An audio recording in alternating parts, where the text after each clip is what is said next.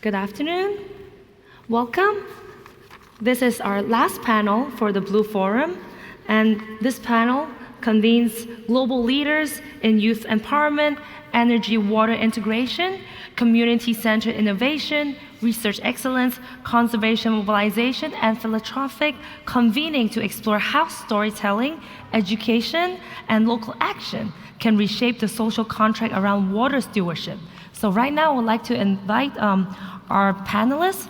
So first here we have Deborah Box, the CEO from Clean Rivers. And next we have Elva Chan. She's the Honorary Trustee of Westlake University. And Marina Antonopoulou, our Chief Conservation Officer from the Emirates Nature of WWF. So I have our panels here. It's a very interesting, it's a women's panel today. So here's to greet us. So here, let me start with Deborah. So Deborah is the CEO of Clean Rivers, and Clean Rivers is a backing project, STOP, in Indonesia. Is it STOP or STOP? Stop. STOP. In Indonesia to build a circular waste system from nearly 2 million people, many getting formal waste collection for the first time. So what does local ownership actually look like on the ground? And how do you ensure communities are involved, that are leading, but not just participating? Great question. Good afternoon, everyone. It's a pleasure to be here. Maybe I'll share a little bit about Clean Rivers before I get started, because it's a local organization. It's a locally based and locally backed philanthropy that really works to fund, convene, and facilitate conversations around the intersection of waste and water. We're an affiliate of an entity in the UAE called Ursaid Philanthropies, and we really seek to embody the UAE's long-standing commitment to global water stewardship. I'm sure you've heard a lot about the UAE's commitment to water the past few days, and really working to support the sustainable development of water for people and for the planet. And as we work at this intersection of waste and water, we're really looking at how do we drive systems change and amplify integrative solutions.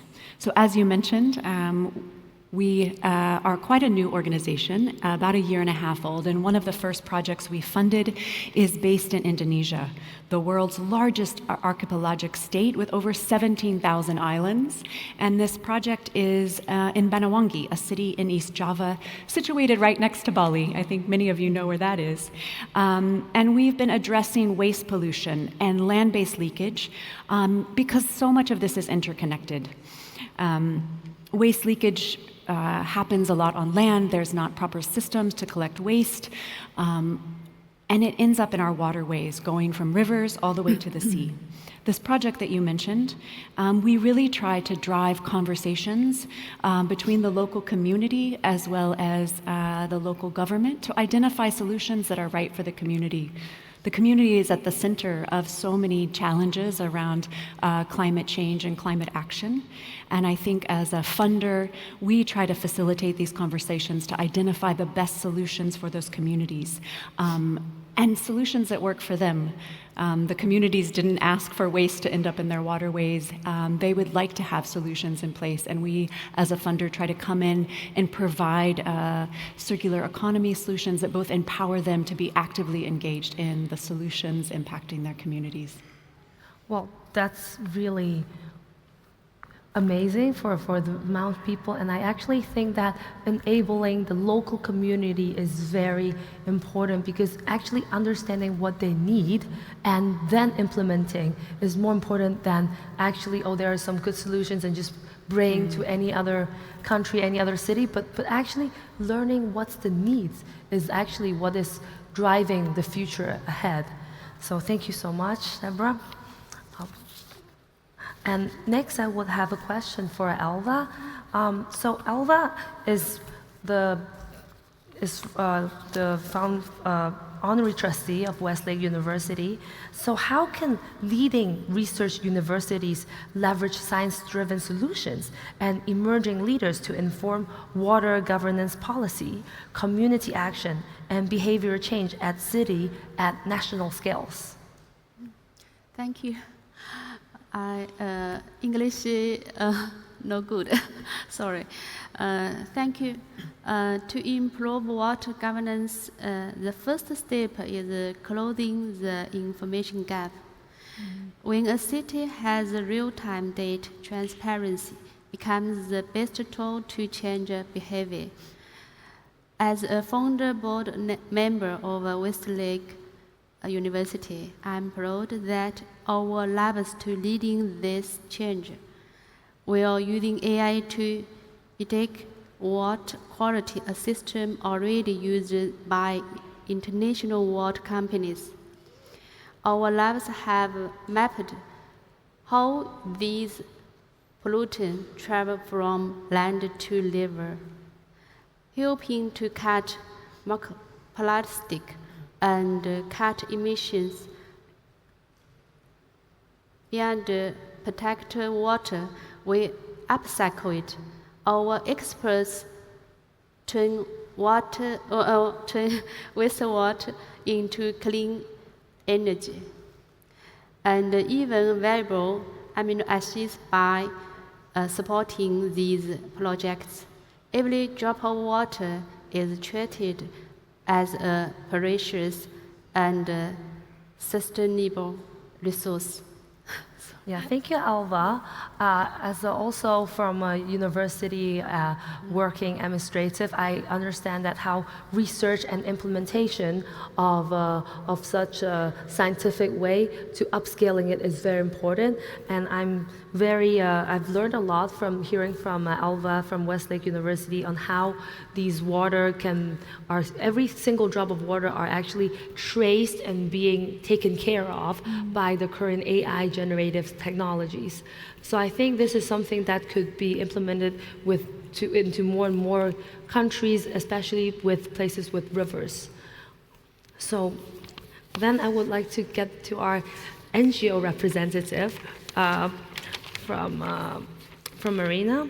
So water stewardship requires a holistic approach, policies coupled with societal engagement across generations and sectors. So how can we build water governance and scalable models that genuinely mobilize people from local communities in the UAE and to youth leaders, but also to the private sector? So I think today we're really connecting between NGOs, private sectors, and governments and universities. Absolutely, and thank you for your question. I would say definitely we need that holistic approach, that systems thinking, but also we need that whole of society approach. On the policy level that you mentioned a few years ago at COP28 that was hosted here in the UAE, we saw that historical political decision that really brought that systems thinking, the nexus between climate, nature, water, and food systems. But beyond policies, we definitely need to double down our efforts on that bottom-up approach and engage with local communities, as Deborah mentioned earlier, with academia, with private sector, but also with the broader public. Let me just give you some insights, if you allow me, from the work we have been doing here on the ground, and maybe just use this time to introduce the organization I'm working with. So I work with Emirates Nature in association with WWF. We are an environmental NGO based here in the UAE for 25 years, and we are associated with the WWF network that is present in 100 countries.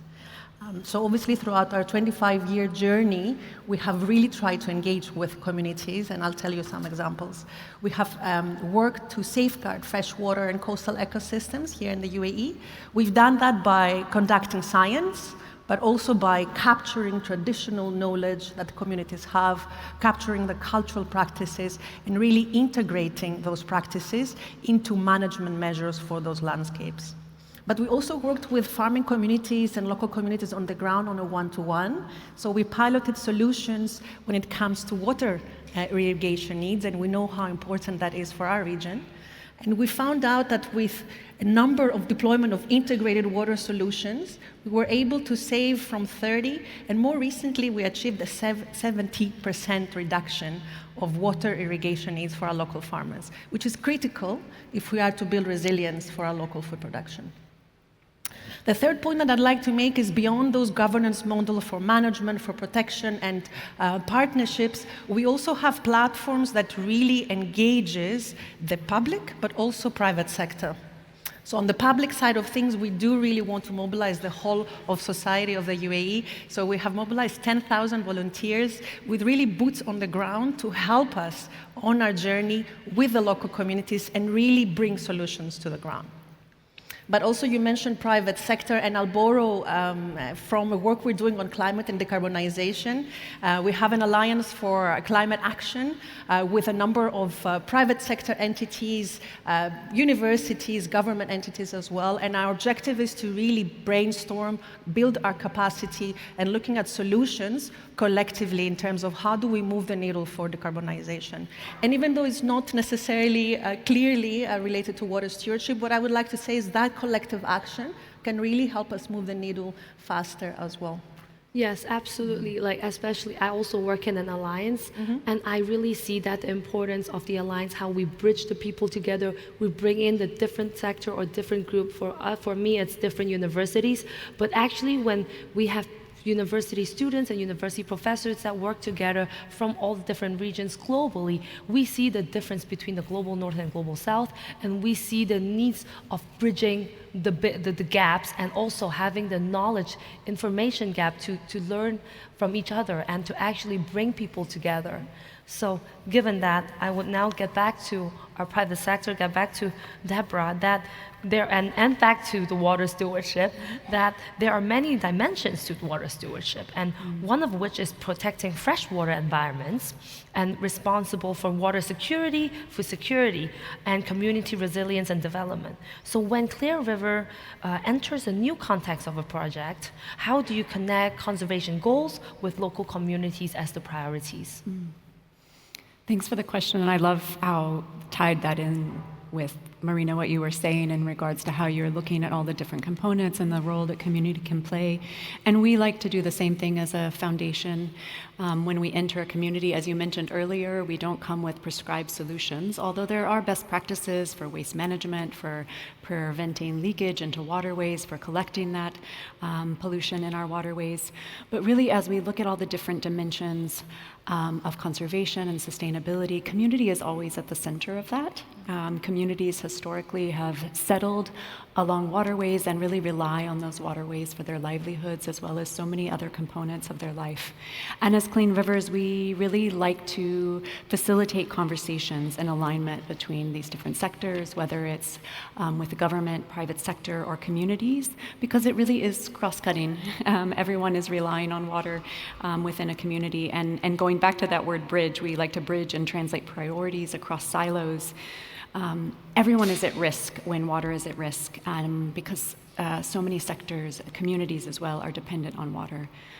For example, in some of the projects or communities we're working in Southeast Asia, we've seen situations where with huge amounts of accumulated pollution in urban rivers, it creates a lot of secondary threats. From flooding, we saw this in the Philippines this year. The amount of waste in the waterways impacted flooding after huge rains, as well as also leading to waterborne illnesses within the community, contamination in water, and even impacting children's safety as they often play and live along those waterways. And when we look at waste in water, there's often many different government departments involved. That could be for flood control, for waste management, for infrastructure. When the waste is in water, often there's no one responsible, but these interconnected challenges are all linked. And so it's really important to rely on local knowledge, local practices, seeing communities' behaviors and why decisions are made around dumping waste into waterways, and how we can come in as a donor to really empower vulnerable communities who might not have a lot of options to addressing their waste challenge, and provide those options, provide those alternatives, whether it's through infrastructure, supporting systems that are in place, and as well as looking at behavior change and how we can encourage and motivate communities to understand the interlinkages with climate challenges as well as their own wellness and sustainability. So our role as a donor really, again, we're facilitating these conversations and supporting communities by creating an enabling environment for impact. I think often when we talk about sustainable development, it does mean that there's trade-offs. We're looking at trade-offs between economic growth, social well-being, environmental protection, and we're looking for solutions where conservation can create economic opportunity and empowerment within the community and not just restriction. And I hope that's how we move forward as a philanthropic organization. Well, that's something that we all need to learn from, and especially when you mention about behaviors, I think learning about what are behaviors and what are the bad behaviors we are, and to actually try to change our behaviors is what is very critical for climate and for sustainability. So through the theory of behaviors, I would then like to turn to Elva, that with Westlake's network and innovation focus, how can universities catalyze cross-sector partnership among governments, NGO, private sectors, multi-stakeholders to co-develop water solutions, ensuring inclusive engagements, especially what type of behaviors are we changing within the university? Okay, thank you. To create a real change, we need to not only a plan, but also technology trust. Our company high value real resource. In fact, diamond canting needs a lot of water. To address this issue, we have used a closed loop system to recycle most of our water. However, our industry needs not only technology, but also credibility information. I hope this is a system that can be fully trusted by every partner, from the government to private sector. We co-developed a traceability system with Microsoft using blockchain and AI to track each diamond from mining to government compliance every step of counting and to customer without harming the environment. It's shifted from a simple diamond business to full life cycle responsibility. This means we care about the diamond from the moment it leaves the earth until it becomes a family asset for the customer. We're promoting a circular economy, treating water as a recyclable asset. Then, waste and consumption will treating a traceability. Value creating system help economic growth and environment protection develop all together, while ensuring natural most precious gift from protecting simple drop of water to saving global rare diamond asset to keep them pure, traceability, and timeless. This is how we protect the future. This is our shareholder mission. Thank you very much. Thank you, Elva. And well, as we learn a lot about how we are preserving and saving water, I would like to have a final question for Marina, that as water and oceans are increasingly become a priority for both philanthropy and investors, how do we build projects that can attract blended finance from philanthropy to private capital while integrating measurable solutions for nature and community resilience? Thank you for that question. For us as an NGO, the topic of blended finance is actually relatively new. Throughout this small glimpse that we have essentially experienced so far, I would like to focus on two factors. One is scalability, the second one is intent.